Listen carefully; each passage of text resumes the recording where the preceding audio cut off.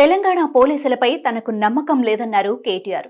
పట్నం నరేందర్ రెడ్డిని చేసినట్టే తనను కూడా ఇరికించాలని చూస్తున్నారని, లాయర్ లేకుండా తాను విచారణకు వచ్చేది లేదని తేల్చి చెప్పారు. తెలంగాణలో రేవంత్ రెడ్డి రాజ్యం నడుస్తుందన్నారు. తనను విచారణకు పిలిచి తన ఇంటిపై రైడ్ కి ప్లాన్ చేశారన్న కేటీఆర్ ఇంకా ఏం మాట్లాడారో ఒక్కసారి చూద్దాం. నా దగ్గర ఉన్నదని సమాచారం అనేది తప్పవపడుతున్నారు. అదంతా మీ దగ్గరనే ఉంది. ఈ వాదనంతా కూడా నేను ఆల్రెడీ కోర్టులో చెప్పాను. కోర్టు ఆల్రెడీ తీర్పు రిజర్వ్ చేసి పెట్టింది. హైకోర్టు మీద ఉన్న గౌరవంతో, చట్టాల మీద ఉన్న గౌరవంతో, రాజ్యాంగం మీద ఉన్న గౌరవంతో నేను ఇక్కడికి వచ్చానని చెప్పాను. వారు మరి ఏ కారణం చేతనో నా లాయర్ నాతో రాకూడదు అంటున్నారు. మరొక పౌరుడిగా నాకు నా లాయర్ను వెంటబెట్టుకుని విచారణలో భాగస్వామ్యం చేసే అధికారం నాకు ఉందని నేను అనుకుంటున్నాను. లేదు అని వారు అంటున్నారు. భారత రాజ్యాంగం నడుస్తుందని నేను అనుకుంటున్నా. కాదు రేవంత్ రెడ్డి రాజ్యాంగం మాత్రమే ఇక్కడ నడుస్తుంది తెలంగాణలో వాళ్ళు అంటున్నారు. చూడాలి మరి వాళ్ళు ఏం చెప్తారు. మీరు ముందుగా ఇన్ఫార్మ్ చేశారా అడ్వకేట్స్? బ్రదర్, వాళ్ళు హైకోర్టు తీర్పు రిజర్వ్ చేసిన తర్వాత విధానం పిలవాల్సిన అవసరం లేదు. హైకోర్టులో చాలా గంటల వాదనలు వాళ్ళు వినిపించారు ఏసీబీ తరఫున. ఇవాళ కొత్తగా మళ్ళీ ఇప్పుడు శోధించేది సాధించేది లేదు. చెప్పాల్సింది కూడా చెప్పకుండా ఇక్కడేదో హడావుడు చేసి నిన్న రైతు భరోసా ఎగ్గొట్టారు. కాబట్టి రైతు భరోసా నుంచి తప్పించుకోవడానికి 2 రోజులు మీడియాలో ఈ డ్రామా నడపాలని రేవంత్ రెడ్డి గారు అనుకుంటున్నారు. దీనికి మేము బాధపడం. రేవంత్ రెడ్డి గారు ఏమనుకున్నా 15,000 ఇస్తానని చెప్పి 12,000 ఇచ్చిన విషయము ప్రజలకు గుర్తుంది. మీరు ఎన్ని డ్రామాలు చేస్తారు. మాకు ఇంకో సమాచారం కూడా నేను ఇక్కడికి రాగానే కావాలని కేటీఆర్ ఇంటి మీద రైడ్స్ అని చెప్పి అక్కడ రైడ్లు చేయించాలని ఆలోచన చేస్తాం. పర్వాలేదు, ఇవన్నీ డ్రామాలు మాకు తెలుసు. మీరు ఎన్ని డ్రామాలు చేసినా రాష్ట్ర ప్రజలకు నేను చేసే విజ్ఞప్తి 420 హామీలు ఏవైతే రేవంత్ రెడ్డి ప్రభుత్వం ఇచ్చిందో అది అమలు చేసేదాకా కొట్లాడదాం. కేసులు ఎన్ని పెట్టినా, మీడియా మేనేజ్మెంట్ పాలిటిక్స్ ఎన్ని చేసినా భయపడాల్సిన అవసరం లేదు, బాధపడాల్సిన అవసరం లేదు. వాళ్ళు ఎన్ని రైడ్స్ చేసుకున్నా, ఎన్ని డ్రామాలు చేసినా సరిపోతారు.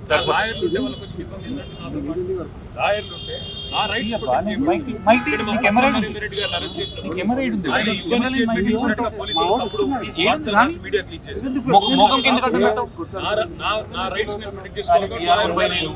వాళ్ళకి వచ్చిన ఇబ్బంది సార్ ఇప్పుడు ఈ స్థాయిలో ఆంక్షలు పెట్టారు. మీరు నేరుగా విచారణకు అటెండ్ అవుతున్నారు. వాళ్ళు చెప్పిన టైంకి ఇవ్వని స్టేట్మెంట్ ఇచ్చినట్టుగా తప్పుడు స్టేట్మెంట్ రికార్డ్ చేసింది పోలీసులు. అందుకే నాకు వాళ్ళ మీద నమ్మకం లేదు కాబట్టి నా లాయర్ని తెచ్చుకున్నా. మా ఇంటి మీద రైడ్ చేసి అవసరమైతే ప్లాన్ చేసి లేనిపోని సృష్టించి అందులో ప్లాన్ చేసి దాని మీద కేసు బనాయించాలని చిల్లర ప్రయత్నం. నేను చిట్టినాయుడు గారికి చెప్పేది ఒకటే, ఇన్ని డ్రామాలు చేసినా, ఇన్ని కథలు పడ్డా, ఇన్ని అక్రమ కేసులు పెట్టినా, నువ్వు రైతు భరోసా ఎగ్గొట్టింది ప్రజలకు తెలుసు, నువ్వు మాట తప్పింది తెలుసు, 420 హామీలు ఎత్తగొట్టింది ప్రజలకు అర్థమైంది. నువ్వు ఎన్ని చేసుకున్నావు. తప్పకుండా నేను వదిలిపెట్టావు ప్రజాక్షేత్రంలో. తప్పకుండా మా హక్కుల కోసం కొట్టాడు. ఇవాళ నేను అడిగేది ఏంటంటే, మొన్న నరేందర్ రెడ్డికి జరిగింది, వాళ్ళు నాకు జరగదని గ్యారంటీ ఏంటి? నరేందర్ రెడ్డి ఈయన స్టేట్మెంట్ ఇచ్చినట్టు, కన్ఫెషన్ ఇచ్చినట్టు, అనవసరంగా నా పేరు చెప్పినట్టు లేనిపోయిన పుకార్లు వీళ్ళే సృష్టించిన పోలీసులు మీడియాకు లీక్ ఇచ్చారు. నాకు కూడా అట్లే చేస్తారని నా డౌట్. మీరు చాలాసేపటి నుంచి రెండవది వాళ్ళని మళ్ళీ చెప్తున్నాను, నేను ఇక్కడ రాగానే నా ఇంటి మీద రేడ్ చేయాలని చెప్పి వాళ్ళు ప్లాన్ చేసుకున్నారు. తప్పకుండా నా ఇంటి మీద రేడ్ చేస్తే కూడా అన్లయమని ఇరికిచ్చి రేవంత్ రెడ్డి గారు ఇచ్చిన 2 చిట్టీలు, అవసరమైతే ఇంకో 2 ఏమైనా సృష్టించి అని ఇరికిచ్చి కావాలని బదనాం చేయాలన్న చిల్లర ప్రయత్నం చేస్తున్నారు. నా హక్కుల కోసం తప్పకుండా నేను కొట్లాడతాను. న్యాయవాదుల సమక్షంలో ఎంక్వైరీ చేయాలని కోరుతున్నాను. తప్పే. చాలాసేపటి నుంచి వెయిట్ చేస్తున్నారు. ఇంకెంతసేపు వెయిట్ చేస్తారు? ఏమన్నా చెప్తున్నారు? 5 నిమిషాలు చూసిన తర్వాత మరి పోలీసులు సహకరించకపోతే నా దారి బట్ ఇప్పటివరకు అయితే ఏం చెప్పట్లేదు. పోలీసు వాళ్ళు మరి లిఖితపూర్వకంగా ఏం చేయట్లేదు, కానీ వాళ్ళ ఫోన్లు వాళ్ళు మాట్లాడుతున్నారు. పైకి రేవంత్ రెడ్డికి మాట్లాడుతున్నారు, మరి ఇంకా డీజీపీకి మాట్లాడుతున్నారు. వాళ్ళు ఏం చెప్తారో దాన్ని బట్టి నా తప్ప. సార్ ఇప్పుడు అడ్వకేట్స్ అనుమతి లేదు అనేది అయితే నిబంధన లేదు కదా సార్? అనుమతి లేదు అనేది తప్పు. మొన్న పట్నం నరేందర్ రెడ్డి మీద ఏ కుట్ర అయితే వీళ్ళు చేసిండ్రో, ఆయన ఈయన స్టేట్మెంట్ ఇచ్చినట్టు పోలీసు వాళ్ళు ఏదైతే దొంగ స్టేట్మెంట్ సృష్టించి ఆయనను నన్ను బదనాం చేసే ప్రయత్నం చేసిండ్రో అది జరగకూడదు అనేదే నా తాపత్రయం. అందుకే లాయర్ ఉండాలని నేను కోరుతున్నాను. లాయర్ ఉంటే వాళ్ళకి అభ్యంతరం అయితే నాకు అర్థమైతే లేదు. ఏమైనా కానూన్ ఉందా? చూపెట్టు, కాగితం చూపెట్టు, కాగితం చూపెట్టుకోవాలి.